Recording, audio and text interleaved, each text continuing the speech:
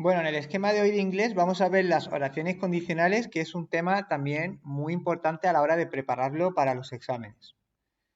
Hay 4 tipos de oraciones condicionales. Vamos a ir viendo cómo se forman y lo que expresa cada una de ellas. La condicional 0, ¿vale? También llamadas condicionales automáticas, expresan la idea de que cuando realizas una acción, automáticamente se producirá otra, ¿vale? De manera automática. En este caso la estructura es if, que es la conjunción que introduce la oración condicional, ¿vale? Que en castellano se traduce como sí, ¿vale? Siempre if va a ser la que introduzca, va a ser el conector que introduzca la oración condicional, ¿vale? Luego le acompaña un presente simple y la oración principal, que es la acción que provoca la oración condicional, ¿vale? La oración principal también va a ir en presente, ¿vale? También se escribe en presente simple. Vamos a verlo con un ejemplo. Dice, si tú insertas una moneda, if you insert a coin, ¿vale? Si tú insertas una moneda, el ordenador de computer turns on, ¿vale? Se enciende. El ordenador se enciende. O sea, esto es algo automático. Tú echas la moneda y el ordenador o la computadora se va a encender, ¿vale? Ahora, aquí ¿por qué ponemos una S? Pues como está en presente simple, tercera persona del singular, de computer es it, es un objeto, por tanto es tercera persona del singular, hay que añadir una S. Hay que tener mucho cuidado con esto porque los presentes en afirmativa se añaden S. Entonces, ya sabemos que este tipo de condicional se utiliza para una situación en la que cuando se cumple con una condición, que en este caso es, por ejemplo, insertar una moneda, se va a derivar una acción de manera automática, ¿vale? Entonces es presente con presente. Luego, la condicional abierta es cuando, si tú realizas una acción, ¿vale? Esta es la condición. Si tú cumples con esta condición, if más presente, por ejemplo, yo he puesto si él estudia duro, esta es la condición de partida, si él estudia duro, él aprobará el examen, se va a cumplir con esta acción. Es decir, si tú cumples con la condición, tú podrás realizar la acción, pero no es algo automático, ¿vale? Como lo que es en la condicional 0. En la condicional 0 es automático, mientras que la 1 es algo abierto, es algo que puede ocurrir si cumples con la condición. Por eso ponemos aquí que es una condicional abierta, ¿vale? Digamos que depende de ti. Entonces yo he puesto if he studies hard, if más presente, si él estudia duro, cuidado con la S porque es tercera persona, él aprobará el examen. Aquí el futuro que hay que poner es el futuro simple con will, ¿vale? He will pass the exam. Él aprobará el examen. Luego, en la condicional tipo 1 podemos utilizar otro conector. En vez de if, también se suele utilizar unless. Unless significa a menos que. A menos que. ¿Vale? Y es lo mismo que decir if más not. Es decir, negar. Por ejemplo, si tú dices, if you don't study, si tú no estudias, you won't pass, tú no aprobarás. ¿Vale? Entonces, tenemos if con una oración en presente negativo, ¿vale? Si tú no estudias. Pues esto lo podemos sustituir por unless, ¿vale? Pero ahora con el verbo en afirmativa. A menos que estudies, tú no aprobarás. Por tanto, esta idea y esta idea son la misma, ¿vale? Lo que te está transmitiendo es que si tú no cumples con esa condición, tú no podrás realizar esta de aquí. Entonces, puedes decir tanto if you don't study, you won't pass, como unless you study, you won't pass. ¿Vale? Si tú no estudias, suspenderás o no aprobarás, mejor dicho. A menos que estudies, tú no aprobarás. Digamos que estas oraciones son equivalentes, ¿vale? Expresan la misma idea. Por eso muchas veces los exámenes te piden que reescriba la frase desde un if que la reescriba con un unless. Entonces, fíjate que el if va a ir con la frase en negativa, pues la pasa a unless con la frase en positiva. Con you study en afirmativa, ¿vale? Bueno, pues esto sería la condicional 0 y la 1. Vamos ahora a la 2. Condicional 2, que se llaman hipotéticas. Y se utiliza para establecer hipótesis, ¿vale? Algo que puede o no puede ocurrir, algo hipotético. Sería, la estructura es if más pasado simple, past simple. Esta es la oración condicional. Acordaros siempre que la condicional es la que tiene el if. Y luego la oración principal, ponemos sujeto más would. Aquí también podemos utilizar could, would y may. Más verbo. Vale, y ahora hay que tener mucho cuidado con la traducción, ¿vale? Porque esto no se traduce como un pasado simple en castellano. Esto se traduce como un pretérito imperfecto de subjuntivo. Esta es la traducción que tiene. Y aquí esto se traduce como un condicional simple en castellano. Condicional simple. Vamos a ver un ejemplo que es como mejor se ve este tipo de condicional. Si tú quieres decir, por ejemplo, si yo fuera a la fiesta, if I went, tengo que poner verbo en pasado, if I went to the party, coma, lo vería él. I would see him. Vale, lo que estás diciendo es que en el caso hipotético que yo fuera a la fiesta, en el caso hipotético que yo fuera allí, yo lo vería. Entonces, este when que está en pasado, esto no se traduce en pasado, hay que tener mucho cuidado, porque esto se traduce en pretérito imperfecto de subjuntivo, que es yo fuera del verbo ir, ¿vale? Yo fuera o fuese. Esta es la traducción que tiene. Si yo fuera o fuese a la fiesta, en el caso hipotético que yo fuera a la fiesta, yo lo vería. Esto es, vería. Este es el condicional simple, ¿vale? Acordaros que los condicionales simples en castellano terminan en ría siempre. Comería, jugaría, ¿vale? Entonces, esta condicional también podéis poner, podría verlo. Podéis poner aquí, could see, yo lo podría ver. O quizás lo vería. Lo que pasa es que esto, digamos que expresa más posibilidades. Es como que esto da más posibilidad, más seguro y cada vez va perdiendo seguridad. Podría verlo, pero esto ya no es tan seguro como would. Would es como que es más seguro que lo vas a ver. ¿Vale? Podéis utilizar normalmente el estándar, el que más se utiliza es would. Pero podéis encontraros que se utilizan estos dos, ¿vale? Bueno, pues por tanto, la hipotética ya sabéis que es para establecer situaciones hipotéticas. Y se utiliza con if más pasado simple como oración condicional y la principal con would más verbo en infinitivo. Vamos a ver ahora la última condicional, la 3. Condicional 3. Se llaman imposibles. Se llaman imposibles porque ya no se puede realizar la acción principal, ya se ha perdido la oportunidad. Vamos a ver cómo se forma. If más pasado perfecto, past perfect.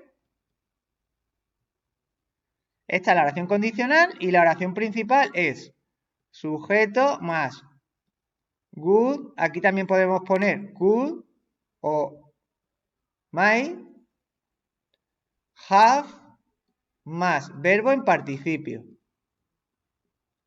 Ya sabéis que el verbo en participio, si es un verbo regular, le añadimos ed, y si es un verbo irregular, pues tiene su propio participio. Tenemos que fijarnos en la tercera columna de la lista de verbos irregulares, ¿vale? Bueno, ¿cómo se traduce? El pasado perfecto aquí se traduce como un pretérito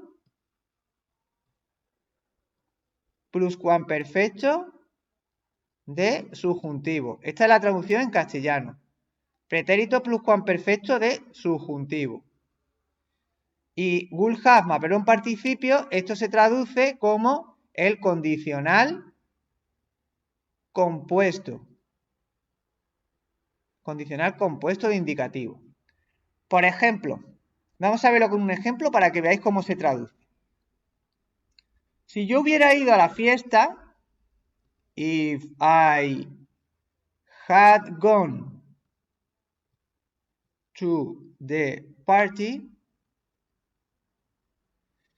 fijaros, yo hubiera o hubiese. Esto es la traducción. Yo hubiera o hubiese. Más participio, ese es el pluscuamperfecto de subjuntivo en castellano. Hubiera o hubiese más participio. Si yo hubiera o hubiese ido a la fiesta, coma, yo lo habría visto. I would have seen, participio de sí, es un verbo irregular, seen him. Sí, so, seen. Y ahora, este, que es el condicional compuesto, se traduce como yo lo habría más participio, habría visto. ¿Vale? Ya no lo puedes ver porque ya has perdido la oportunidad de verlo, porque la fiesta ya pasó. ¿Vale? Entonces, estas oraciones se refieren a situaciones imposibles, porque ya la acción ya no se puede realizar, se perdió la oportunidad. ¿Vale? Y por eso siempre se refiere a situaciones en el pasado. ¿Vale? Son situaciones pasadas en las que ya no hay marcha atrás. ¿Vale? Del tipo, por ejemplo, si yo hubiera estudiado, habría aprobado. Ya no hay marcha atrás, ya no puedes aprobar, ¿vale? If I had studied, comma, I would have passed it. Lo habría aprobado. Si yo hubiese estudiado, yo lo habría aprobado. Pero ya no puedes aprobarlo, se perdió la oportunidad. ¿Vale? Bueno, pues estos son lo que es lo principal de la teoría que hay que aprenderse para las oraciones condicionales, que es lo que expresa cada tipo de condicional y cómo se forma, ¿vale? En la próxima clase veremos ejercicios de aplicación de las oraciones condicionales para que veáis la forma en la que os lo pueden preguntar, porque hay varios formatos de preguntas de las oraciones condicionales. Bueno, vamos a ver en el esquema de hoy de matemáticas las razones trigonométricas del triángulo rectángulo. Lo primero que vamos a hacer es apuntarlas todas, ¿vale? Empezamos por la del seno de alfa es igual al cateto opuesto partido hipotenusa.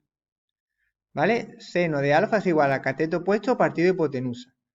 Luego, la razón trigonométrica inversa es la de la secante. ¿Vale? Tenemos que relacionar el seno con la secante para poder estudiarlo de forma memorística, ¿vale? Porque lo único que tenemos que hacer es darle la vuelta, ¿vale? Secante de alfa es igual a la hipotenusa partido cateto opuesto. Luego, el coseno de un ángulo es igual a el cateto adyacente, que también se le llama contiguo, ¿vale? Cateto adyacente o también llamado cateto contiguo, partido hipotenusa. Y luego la operación inversa es la cosecante del ángulo es igual a la hipotenusa partido el cateto adyacente. Por último tenemos la tangente de un ángulo, tangente de alfa es igual a cateto opuesto dividido cateto adyacente, ¿vale? El cociente entre el cateto opuesto y el cateto adyacente. Y la cotangente es la inversa, cateto adyacente dividido cateto opuesto. Entonces, de estas, las que suelen preguntar son estas tres, ¿vale? Estas tres son las que debemos conocer sobre todo, ¿vale? Porque nos van a poner problemas de aplicación en el que tenemos que sacar algún lado o algún ángulo a partir de conocer las razones trigonométricas. Bueno, fijaros en este triángulo que tengo aquí, este triángulo rectángulo, porque tiene un ángulo recto, que es el ángulo el que se forma, ¿vale? Sobre dos líneas rectas, esta y esta, ¿vale? Luego, este ángulo siempre mide 90 grados, el ángulo recto. Me está dando que el ángulo B mide 45 grados. Y ahora, si yo quiero saber cuánto mide el ángulo C, pues lo que tengo que hacer es aplicar la siguiente propiedad. A más B más C tiene que dar 180 grados. Es decir, la suma de los triángulos siempre en un triángulo es 180 grados.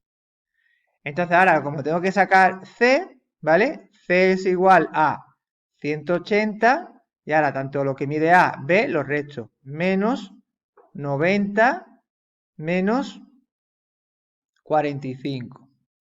Y ya con esto podría sacar lo que mide el ángulo C. Entonces sale 45. Vale, esto ya mide 45 grados.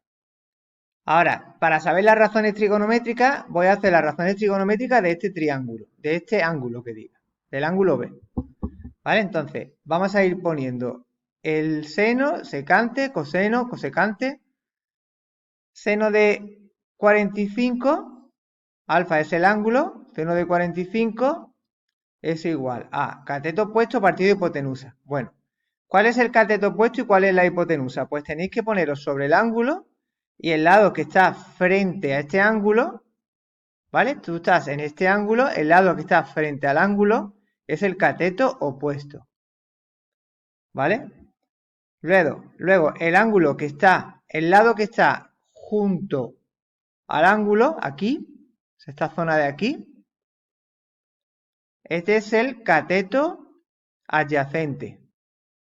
Cateto adyacente, también se llama cateto contiguo, ¿vale? Y luego ya el que me queda, el lado que me queda que siempre está frente al ángulo recto, es la hipotenusa.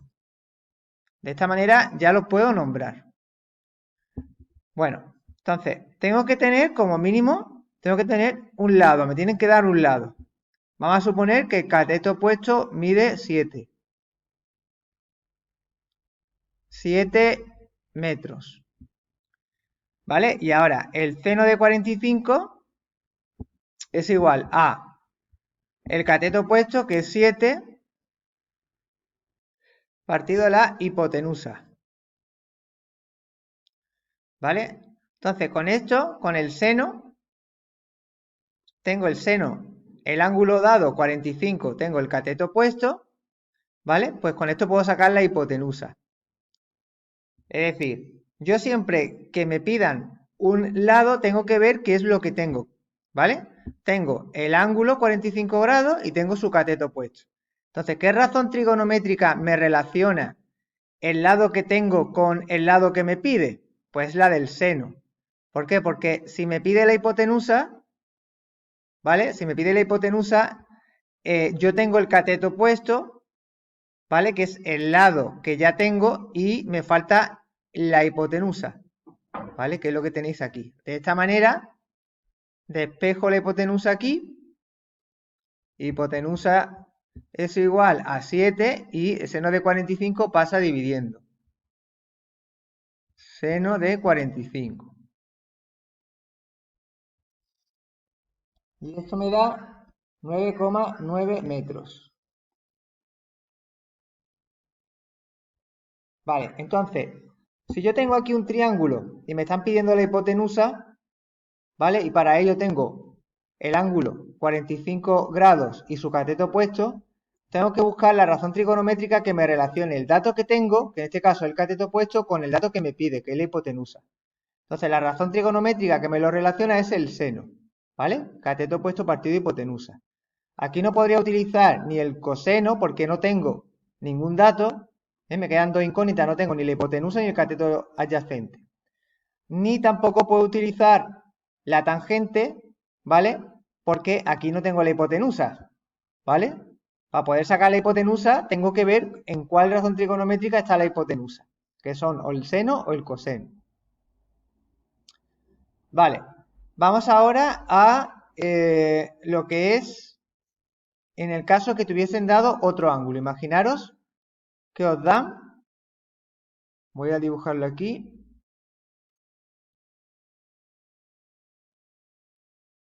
es el mismo triángulo, pero ahora conocemos el C45 ABC. Esta es la hipotenusa, que es el lado que está frente al ángulo recto, ¿vale? El lado que está frente a este ángulo, ¿vale? Este lado que está frente a este ángulo es el cateto opuesto. Y el que me queda aquí, este es el cateto adyacente. ¿Vale? Ahora estamos en el ángulo C. Ahora, si yo tengo la hipotenusa, imaginaros que la hipotenusa, vamos a poner aquí que es 9,9. Ahora me pide el cateto adyacente. ¿Vale? ¿Qué dato es el que tengo? Tengo la hipotenusa, tengo el ángulo, que es 45 grados, y tengo la hipotenusa, que es 9,9. La razón trigonométrica que me relaciona el dato que tengo, la hipotenusa, con el que me pide el cateto adyacente es el coseno, este de aquí. Entonces pongo coseno de 45 es igual a cateto adyacente, que es la incógnita, cateto adyacente, partido el dato que tengo, que es la hipotenusa, que es 9,9. Ahora, despejo el cateto adyacente, es igual a, y el coseno pasa multiplicando. Coseno de 45 por 9,9. Vale, ahora cojo la calculadora, pongo coseno de 45 y lo multiplico por 9,9. Vale, pues eso solamente tenéis que utilizar la calculadora y ya lo tenéis. Vamos ahora a un ejemplo donde tengamos que utilizar la tangente. Vamos a borrar aquí.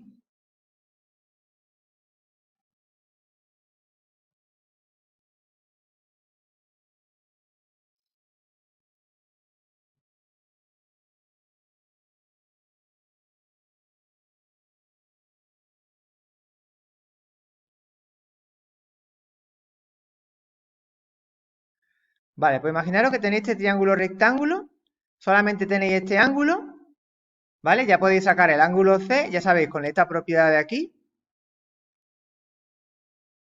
¿Y qué es lo que tenéis de este ángulo? Pues tenéis su lado opuesto, o el lado que está frente a este ángulo, mejor dicho, que este es el cateto opuesto, ¿vale? El lado que está frente al ángulo conocido, cateto opuesto. Ahora, el que está frente al ángulo recto es la hipotenusa, y el que está junto al ángulo, este es el cateto adyacente. Y ahora, si yo quiero conocer lo que mide el cateto adyacente, pues tengo que preguntar qué razón trigonométrica de estas tres de aquí me relaciona el cateto adyacente, que es el dato que me pide, con el cateto opuesto, que es el dato que tengo. ¿Vale? Sería esta de aquí, la tangente. Entonces pongo y tengo que desarrollar la tangente. Tangente de alfa es igual a cateto opuesto partido cateto adyacente.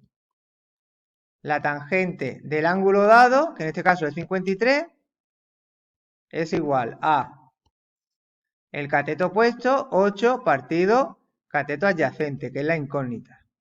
Ahora despejo el cateto adyacente es igual a la tangente de 53 pasa dividiendo 8 dividido tangente de 53.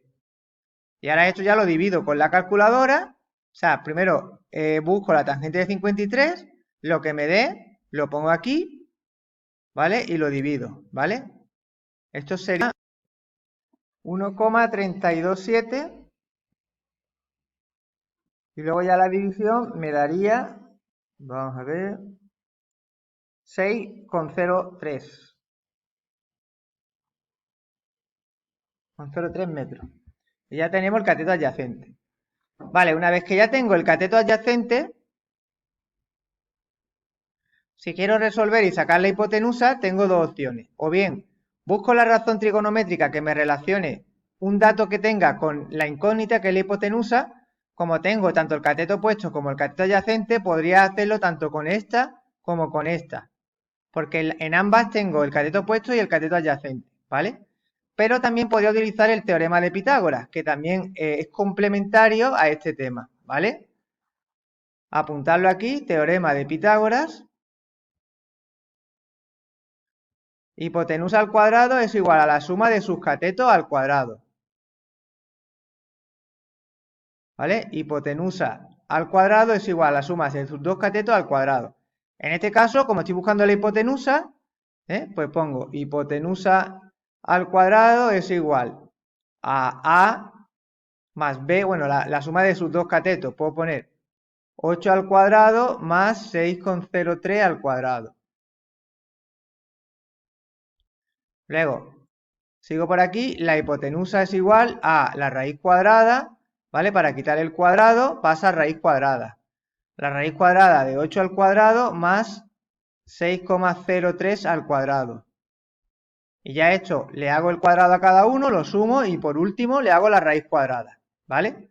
Entonces, aquí, cuando tengo dos lados dentro de un triángulo rectángulo, puedo utilizar el teorema de Pitágoras, ¿vale? O bien, si tengo un ángulo, puedo utilizar una razón trigonométrica, que en este caso, al tener el cateto opuesto y el cateto adyacente, puede ser tanto el seno como el coseno del ángulo dado, ¿vale? Bueno, pues de esta manera hemos repasado todas las razones trigonométricas teniendo un triángulo de referencia, ¿vale?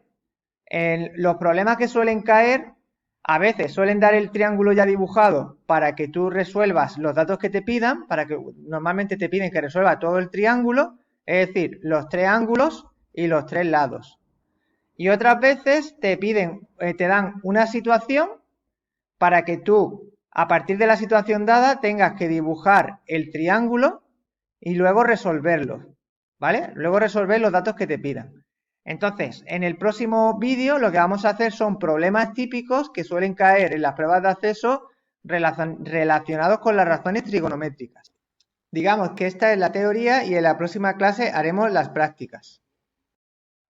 Bueno, en el esquema de lengua de hoy vamos a ver a modo de recopilación los errores típicos que se cometen cuando analizamos frases. ¿Vale? Lo he titulado errores típicos de la sintaxis. ¿Vale? Vamos a poner errores típicos de sintaxis. Y vamos a ir poniendo en forma de lista una serie de errores que se suelen cometer, lo que más se suele cometer cuando analizamos frases, y vamos a ir viendo uno a uno. El primer error muy típico es confundir el sujeto con el complemento directo. Esto lo veo bastante en las frases.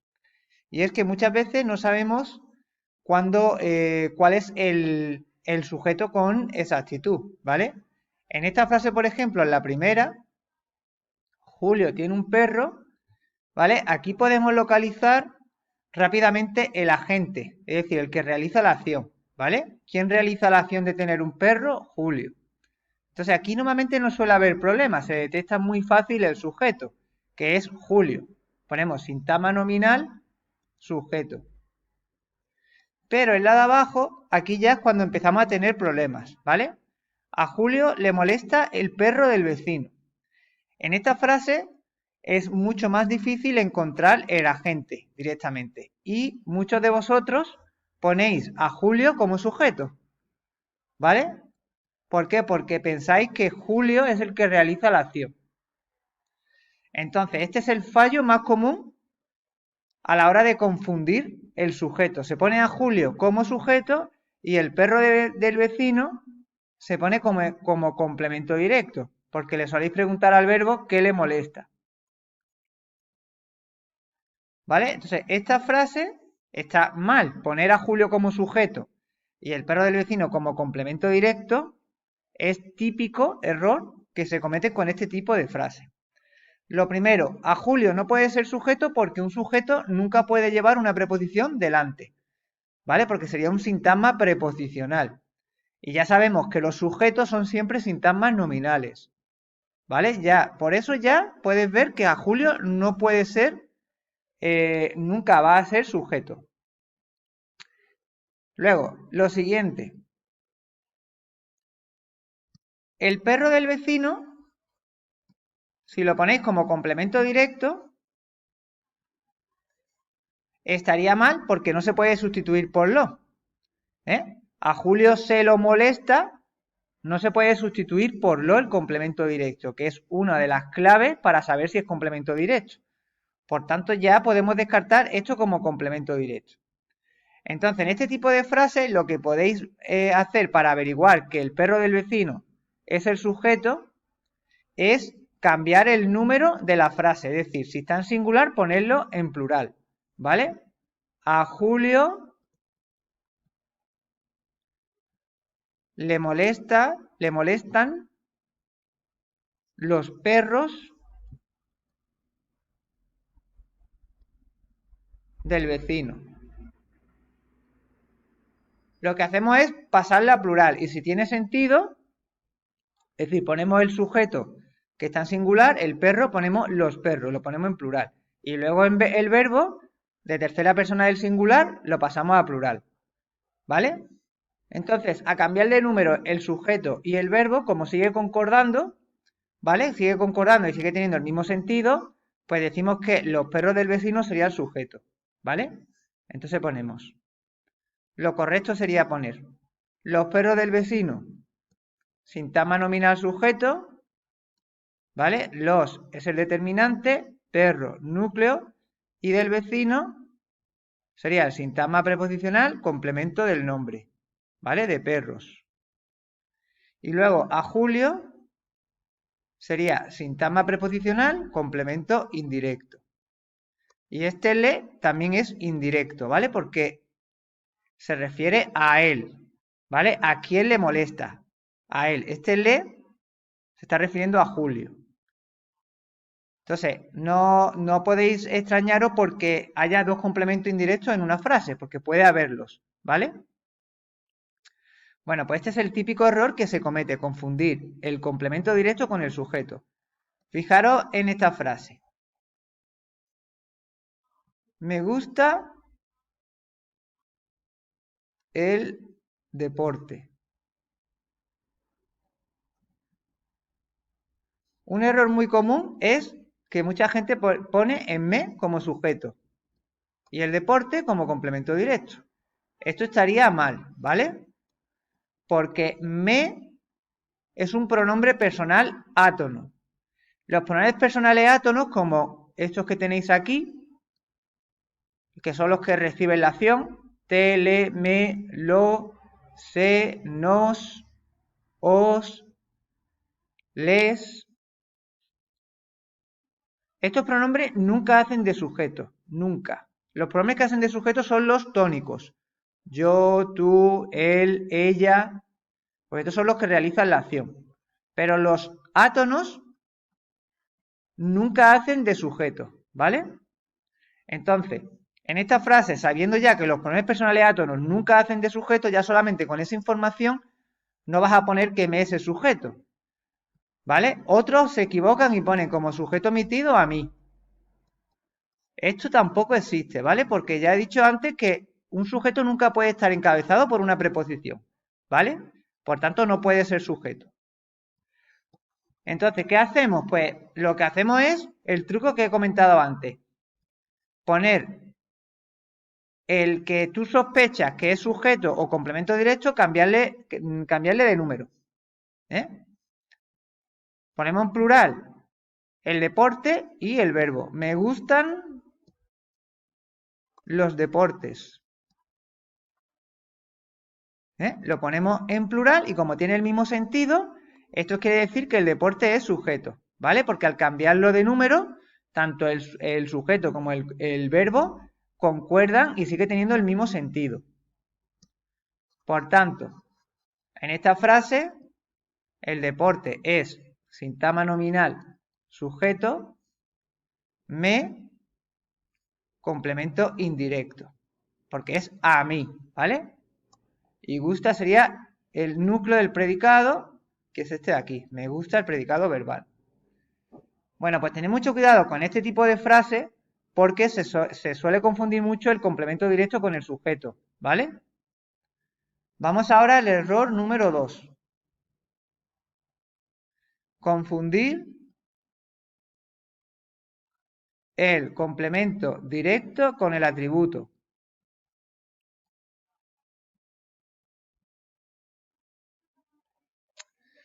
Por ejemplo,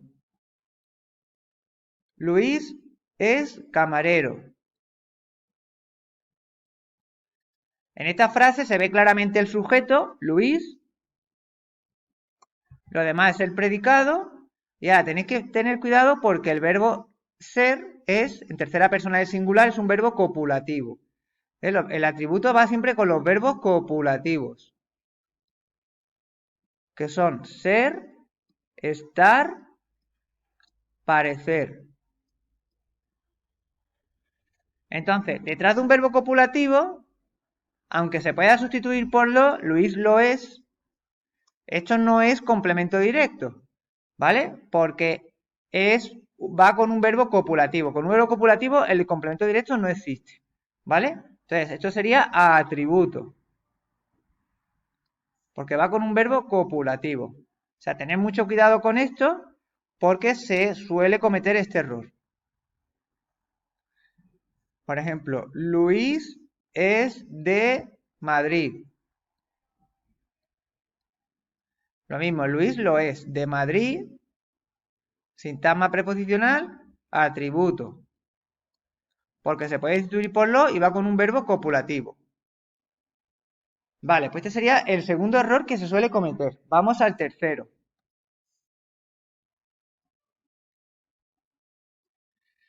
Tercero es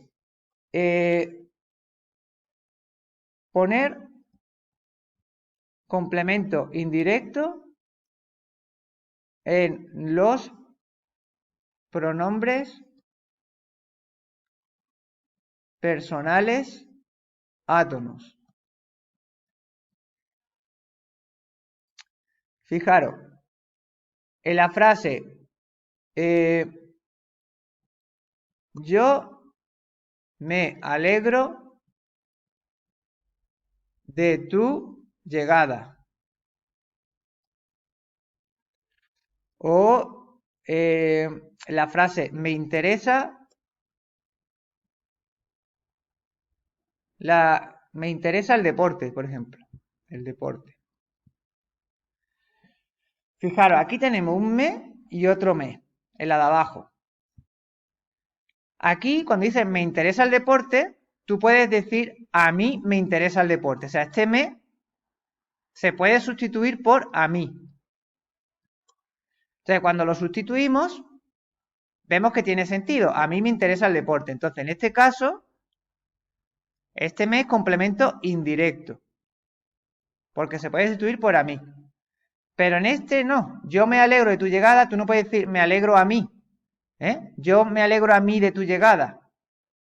¿Vale? No se puede sustituir por a mí. Por tanto, en este caso, el me va junto al verbo. No tiene función sintáctica. Se pone todo como núcleo. Núcleo verbal. ¿Vale? Y aquí se pondría como complemento indirecto. ¿Vale? Además, también se puede sustituir por le. Le interesa el deporte. Y cuando lo sustituimos por le, es complemento indirecto. ¿Vale? Que es la palabra clave a la hora de saber si es complemento indirecto, sustituirlo por le o les. Por tanto, hay algunas oraciones donde el pronombre personal, átono, no tiene función, sino que va con el verbo. Normalmente estos verbos son verbos, se llaman pronominales, en el que cuando tú lo conjugas, necesitas el pronombre. Tú dices yo alegro, tú alegras, es yo me alegro, tú te alegras, él se alegra. Cuando lo conjugas, siempre va el pronombre pegado, ¿vale? Vale, pues esto sería un ejemplo de cuando un pronombre va junto al verbo y no es complemento indirecto. Vamos al error número 4, que es confundir el complemento de régimen con el complemento directo. Por ejemplo, me alegro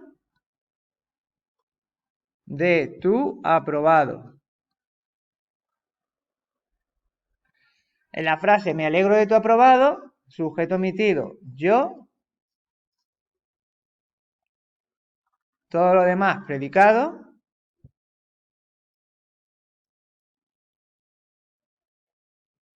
Y ahora el verbo es me alegro, ¿vale? Ya hemos visto antes que este me va junto al verbo. Y ahora, de tu aprobado, muchos de vosotros ponéis que es complemento directo. Esto no puede ser complemento directo porque no se puede sustituir por lo. Tú no puedes decir me lo alegro, ¿vale? Por tanto, ya se descarta la opción de complemento directo. Y ahora, esto es complemento de régimen porque el verbo alegrarse, cuando tú lo conjugas, alegrarse, rige la preposición de. Porque tú dices alegrarse siempre de algo, alegrarse de, ¿vale? Otros verbos, por ejemplo, atreverse a, jugar a, ¿vale? Y además, cuando le haces la pregunta al verbo, cuando tú tienes que preguntarle al verbo para que la respuesta sea de tu aprobado, le tienes que preguntar de qué. Es decir, al qué, cuando hace la pregunta, siempre tiene que llevar delante una preposición. ¿De qué? ¿Vale? Y también se puede sustituir por eso. Me alegro de eso. Entonces, en estos casos, comprobando que se puede sustituir por eso y que cuando tú preguntas le tiene que ir siempre una preposición delante, pues este es el complemento de régimen. Este es un sintagma preposicional, complemento de régimen. A la preposición le llamamos enlace y al resto sintagma nominal término. Determinante núcleo. Vale, pues este otro caso común. Confundir el complemento de régimen con el directo. ¿Vale? Complemento directo no puede ser porque no se puede sustituir por lo. ¿Vale? Que esta es la clave para saber si es complemento directo o no. Vale, y el fallo número 5. Confundir el complemento directo, o sea, complemento indirecto con el directo.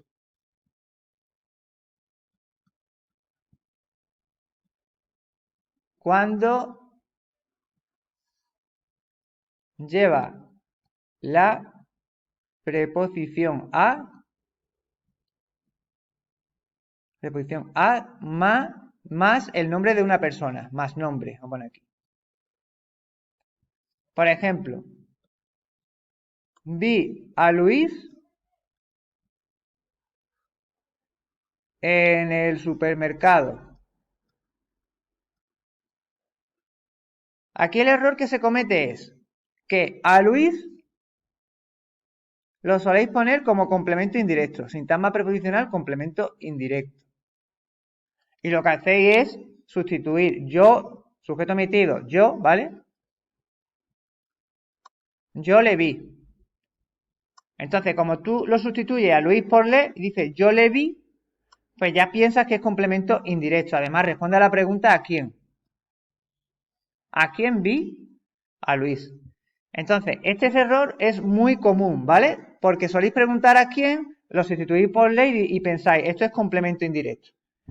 Pues resulta que no es complemento indirecto. ¿Por qué? Lo primero, porque se puede sustituir por lo. Yo lo vi. Y todo lo que se pueda sustituir por lo, siempre y cuando no vaya con un verbo copulativo, es complemento directo. Por tanto, a Luis es complemento directo. Si tú dices yo le vi, esto es un caso de leísmo. Que dependiendo de la comunidad autónoma en la que estés, se suele ser más leístas o no. Por ejemplo, en Andalucía somos muy leístas. Esto es ponerle en vez de lo, cuando lo correcto es lo. Aquí lo correcto es yo lo vi. Yo le vi no sería correcto. Se pone yo lo vi. Entonces, como se puede sustituir por lo, tenéis que tener mucho cuidado porque hay un caso en el que el complemento directo va a ser un sintagma preposicional con una persona, ¿vale? Que es sobre la que recae la acción.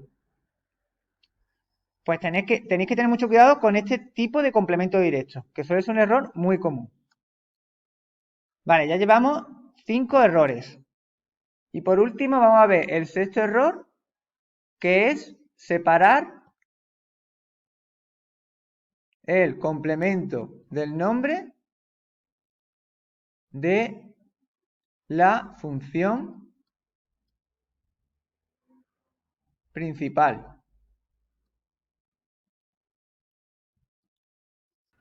El ejemplo que vamos a poner es la habitación de Ana tiene una alfombra de China. Bueno, aquí en la habitación de Ana tiene una alfombra de China, el sujeto, bueno, primero el error que se comete es que se suele separar el sujeto en dos, es decir, se suele poner la habitación como sujeto y de Ana como complemento del nombre, se separa en dos, ¿vale? Pero de Ana forma parte de habitación porque te está concretando qué habitación es. Entonces, ¿quién tiene o qué tiene una alfombra de China? Pues la habitación de Ana, todo sería el sujeto, todo. No lo puedes separar en dos. Sintagma nominal, sujeto. Y ahora, dentro del sujeto, la estructura es la determinante, habitación, núcleo, y de Ana, sintagma preposicional, complemento del nombre. ¿Vale? Este sería el enlace y este es el término. Por tanto, tenéis que tener mucho cuidado porque el complemento del nombre no se puede separar de la función que tiene el nombre al que acompaña. Si el nombre al que acompaña es sujeto, por ejemplo, pues hay que ponerlo dentro del sujeto. Igual que en esta, en una alfombra de China, todo es el complemento directo. Se puede sustituir por la o por lo tiene. En este caso, como es alfombra, sería la tiene. La habitación de Ana la tiene. Y ahora, una alfombra de China, una determinante, alfombra, núcleo, y de China nos está informando sobre alfombra. Nos está dando una información extra, ¿vale? A esto se llama complemento del nombre, grupo preposicional o sintagma preposicional. Enlace, término. Entonces, como el nombre al que complementa es complemento directo, el complemento del nombre se pone dentro del complemento directo, en este caso. No se pueden separar en dos, ¿vale? Bueno, vamos a ver otro error típico más, que es el de confundir el complemento circunstancial de modo, con el complemento predicativo. Complemento predicativo. Este se comete muchísimo. Ana terminó cansada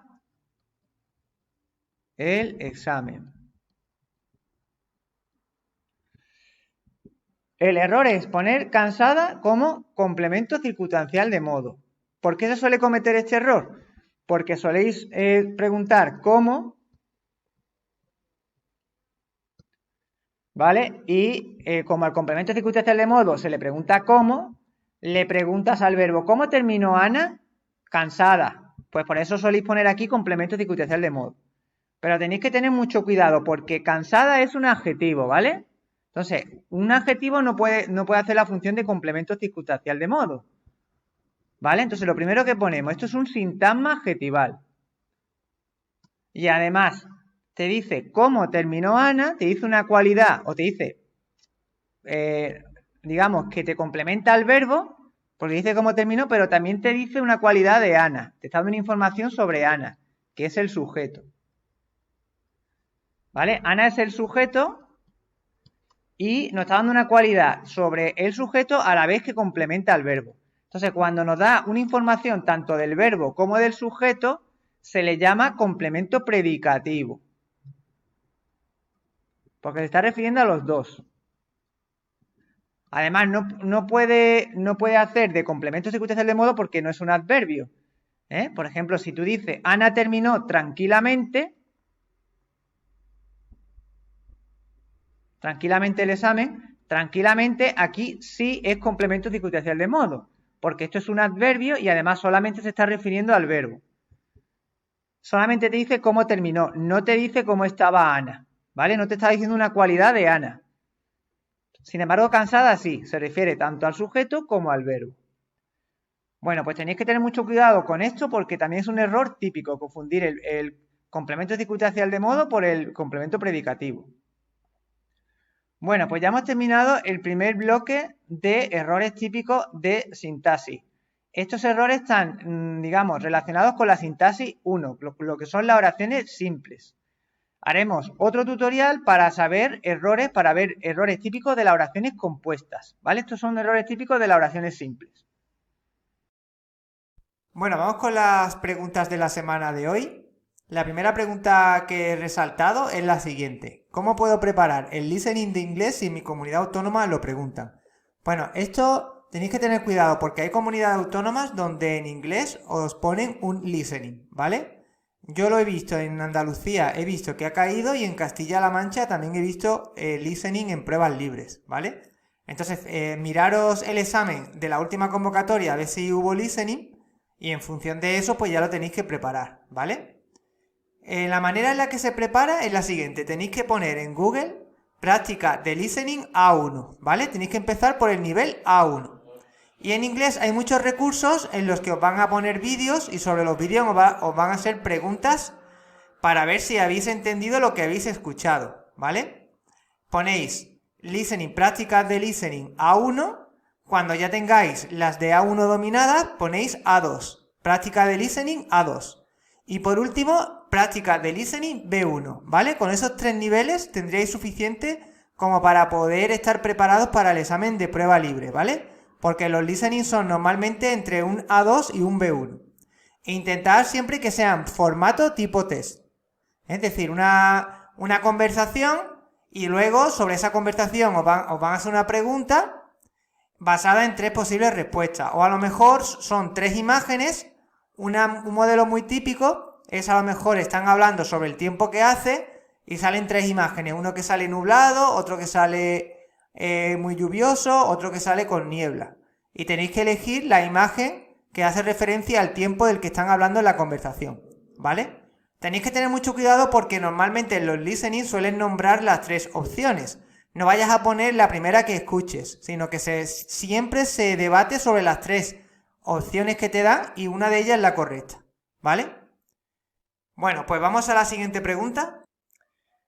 Bueno, ¿cuál es la clave para aprobar los exámenes? Bueno, las 2 claves para aprobar los exámenes son, por un lado, la organización y por otro lado, la constancia. Es decir, si tú te organizas bien poniéndote un plan semanal de estudio donde vayas periódicamente viendo unos contenidos que te vas a secuenciar, te va a proporcionar los contenidos suficientes como para poder ir poco a poco avanzando y asimilando conceptos, ¿vale?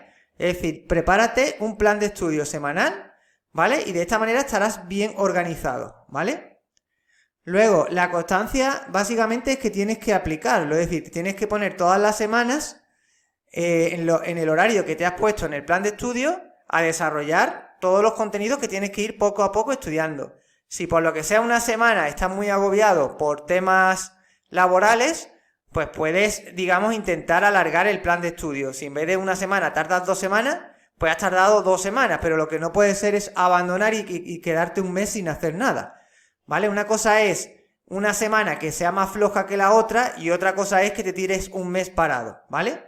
Entonces, las 2 claves son planes semanales de estudio y la constancia a la hora de ejecutar ese plan de estudio, ¿vale?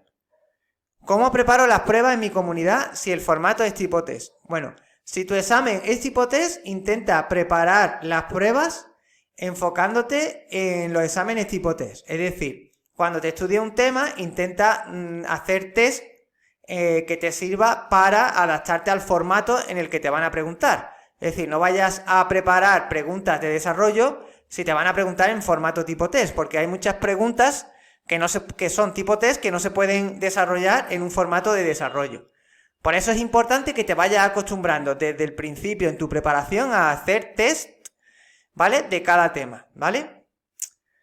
Bueno, pues eso serían las 3 preguntas de esta semana. Vamos ahora con el consejo de estudio. Bueno, el consejo de estudio que os voy a dar en el programa de hoy es el siguiente. Memoriza los verbos regulares e irregulares en inglés, ¿vale? Tenéis que tener un vocabulario basado en un conjunto de verbos regulares, que ya sabéis que los verbos regulares son los que forman el pasado y el participio añadiendo ed, ¿vale? Mientras que los verbos irregulares tienen su propio pasado y su propio participio.